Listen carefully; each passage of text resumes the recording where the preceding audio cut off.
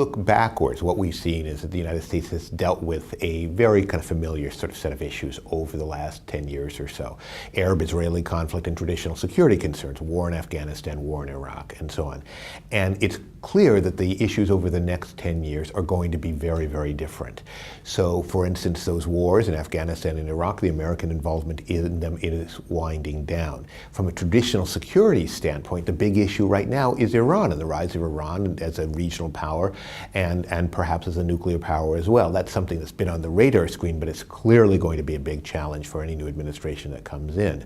The Arab-Israeli conflict, really for the past generation or so, the United States has focused all of its efforts on a peace process.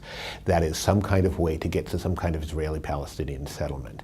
And basically, that process is dead. There is no way under the current political configuration that we can kind of pick up, or any new administration can come in and say, let's just go back to where we left off a few years ago and kind of bring up that peace process.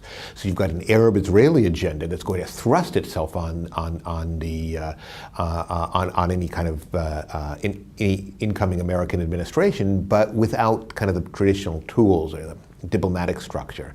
And then, of course, we've got the tremendous changes in the Arab world. In a sense, those shouldn't be that difficult for the United States to deal with. In the past, what we've been able to do is to reach out to individual Arab leaders, and essentially when we did diplomacy or security affairs in the region, reach out to the King of Saudi Arabia, the President of Egypt, and so forth and so on.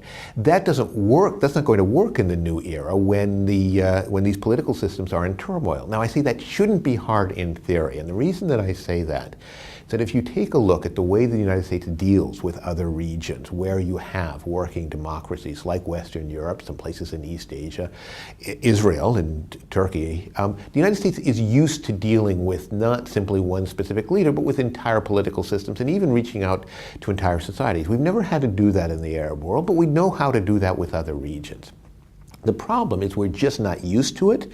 We don't necessarily have the contacts, and the political rules of the game in these societies they're just not clear yet. So, for instance, when we reach out to the new Egyptian leadership, it's not quite clear. Are we dealing with the military? Are we dealing with the presidency? Are we dealing with a parliament that's yet to be elected? Are we dealing with Islamists who are now going to dominate, it seems, any kind of electoral process? Or are we reaching out to liberals as well who may have values a little bit closer to us? In theory, we know how to do this. In practice, I think it's going to be a challenge for any incoming administration to figure out how to deal with a region, the Arab world, that is still kind of defining itself from in terms of its own domestic politics, and it's clear it's going to be defining itself in different ways than it ever has in the past.